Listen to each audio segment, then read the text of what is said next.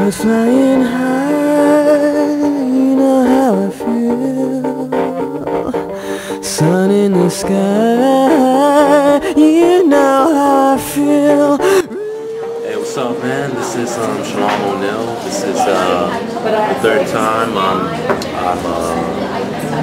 been to this comedy club across the street. It's gonna be the first time I get to perform.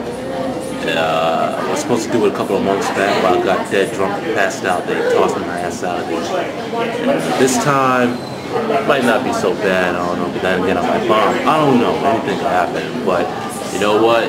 My mommy always said, if you want to do something, just do it. Fuck the consequences, unless you're talking about rape or murder or anything like that. Don't do that stuff. But as long as it's within the confines of the law, go for it. So that's what I'm gonna do. Whatever happens, happens. So my pal Gabe, who's behind the camera right now, and he's here for moral support, and he's a real friend. So I don't know. Let's see what happens. All right. Our next comic is Shalom O'Neill, and he's going to take a little bit, so I don't have that much material, so he better hurry up. That's all I really have to say about that. Here we go.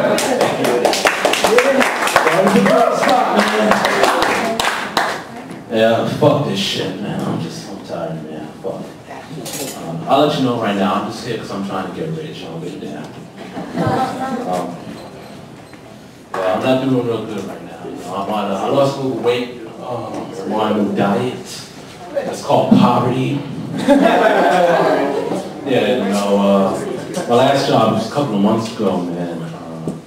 I was doing security for this firm. That's a bullshit job because if anything happens, I wasn't doing a goddamn thing.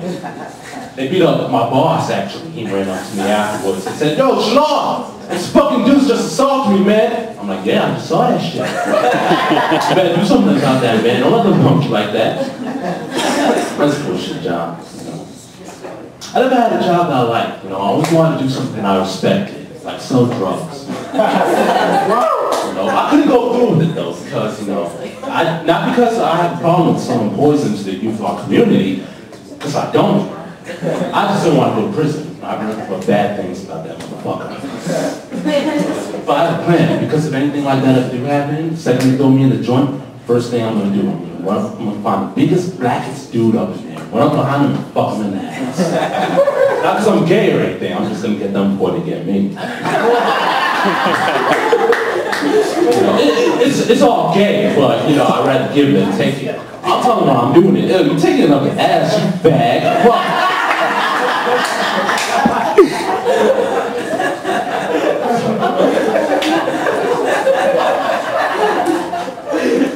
fucking love you guys, man. This is my first time. I think I'm doing alright. Fuck. Yeah, I had an argument with my girl a couple of weeks ago. Over that abortion shit, everybody has an opinion about that shit. So, I'm actually against abortions, not because I think that a woman doesn't have the right to do what she thinks is best for herself, even though I don't. That was the point. I wouldn't have a girlfriend in the first place. But I just can't say that I'm killing a kid, And you can't say that it's not a kid, because that's how we all come into this world. That's the beginning stages of life, Plus, I do try to stick to my convictions, because I might have a son one day, and if the mother try to bad talk me about him, I can just say, "Hey, that bitch wanted to kill you, right?" Let's talk about the word abortion. You know what the word abortion means? That's when the doctor goes inside your mom's tummy and take you apart piece by piece. That's right, that fucking bitch wanted to kill you. I stopped her from doing it, so you remember that. Next time she called me a drunken bastard who can't hold a job for 6 months. Now go play. They have this thing where scientists, they can help you determine what kind of features you want your child to have before they're even born. Like if you want your child to have straight hair, shit like that. That's fucked up in my book. That's trouble waiting to happen. Because you're basically playing God. Can you imagine having a conversation with your wife about to have a child? I know it's gonna be such a beautiful baby. We're gonna love him so much. Just as long as he's exactly what we want him to be. And then the baby is born and comes out, "Hey, oh man, What the fuck is this? These are brown eyes. I want it blue. I don't want this shit no more. Fuck it. That's a modern family for you, man. I like it. I think we should regress back to the olden days. Fuck it. Modern family. I'm from a big family. I have 3 older brothers. There's 5 of us all together. I have 3 older brothers. And I know you think that's cool. It sounds cool because it's like you got your olden gang. But those motherfuckers used to kick my ass, man. I hate these goddamn bastards. It was basically my mother's foot soldiers. Anytime she wanted to beat my ass, she's like, "Where's Shalom?" He's under the bed. "Where's Shalom?" He's in the closet. "Where's Shalom?" He's climbing out the window, stealing down the side of the building. Like, you motherfucker, we're supposed to be boys. What are you selling me out for? Fucking bastards. Oh, I'm not too profane. I don't know. I'm really tipsy right now. I can't think of anything else. We're all a little bit older now, you know. So it's not, you know, we all kind of respect each other. Me and my older brothers. It's just now it's more of a pissing match than anything else, you know. The other day my brother said, "Hey, yo, Shalom, go get me a soda." What the fuck are you? I'm a grown-ass man. You don't tell me what to do. I'm 23 years old. I saw listen to my stats. I'm fucking 6'2", 200 pounds. I fuck you up so bad. 5 minutes later, I'm in the headlots. Man, what kind of fucking soda do you want? My mother, I love my mother, you know, not in a weird way, but my mother's so tough. She raised, it's 5 boys all together. She raised us all.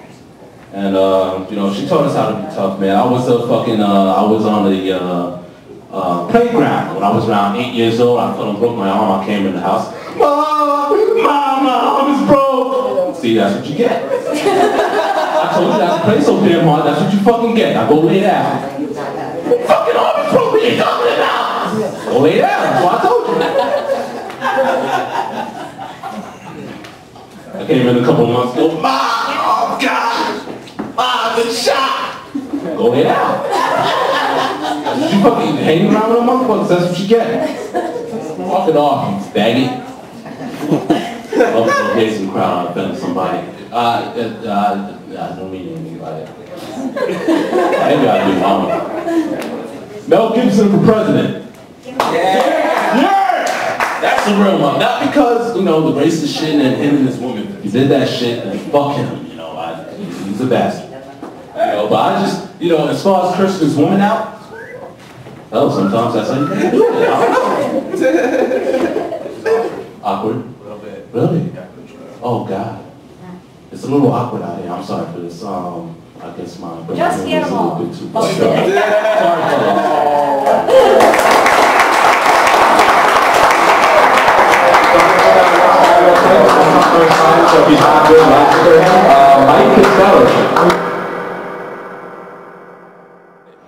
Okay, so after watching the show, I noticed that the co-host, do you know what his name was? I don't know that fucking cocksucker's name. Whatever. He took you off stage, said that you were a little too offensive, and I noticed that Gladys, she took you backstage to talk to you. Yeah, originally I thought that I was being a little bit too offensive with the Mel Gibson shit, because that's kind of a touchy subject. Although I never said that I advocated beating your wife or, you know, racism or anything like that. I let that be known very early in the act. But yeah, that's what the guy told me. He said that you know, was starting to offend people, or I don't know. That was basically the excuse that he gave me. But yeah, after I got off stage, I went on and talked to Gladys. And she said it was a time limit. It was the time. I went a little bit overboard. I think I was only allowed about 5 to 6 minutes. I probably went about 2 minutes overboard.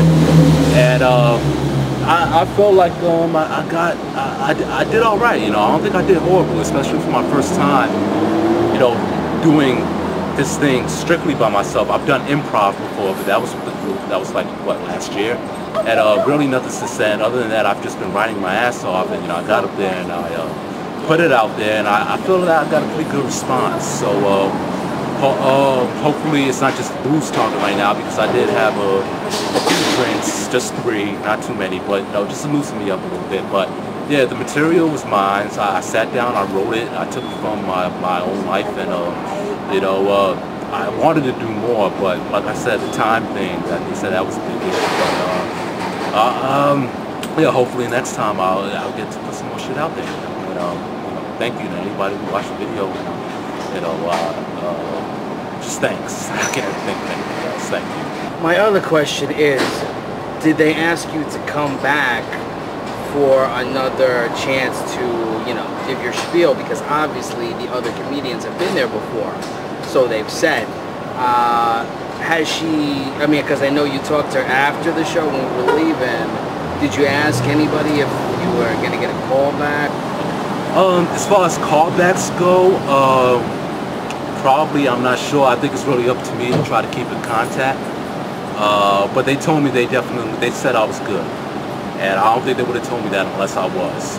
And that's not to try to sound arrogant or anything, but I really feel, you know, I felt while I was up there, I was getting a good response from the crowd. And yeah, I'm definitely gonna stick with it. I'm gonna call. I'm gonna try to get back up there, and hopefully this would turn into something fruitful. This would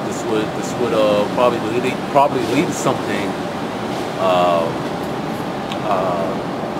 good, for lack of a better word. But yeah, I got a warm response, and that kind of boosts my confidence a little bit. Like I said, this is my first time in front of the crowd by myself, doing my own thing, my own material, and I actually got kind of a high off of it. I want to do it again, so even if they don't call me back, I'm gonna fucking harass them until they let me go back on stage, because I wasn't as nervous as I thought I would be, and I enjoyed it quite a bit. And yeah, I don't know if I should, you know, because you're behind the camera, but Gabe, I just got to give you a shout out because you're my best friend in the whole world. He was here for me tonight. I fucking love you, brother, and you know, I hope I hope this leads to something where, I just hope it leads to something for everyone in my life who matters to me, and that's including you.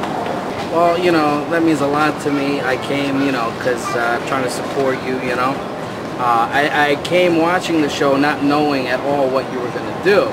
So I was actually quite surprised on how well your approach on it. You weren't shy, you were funny.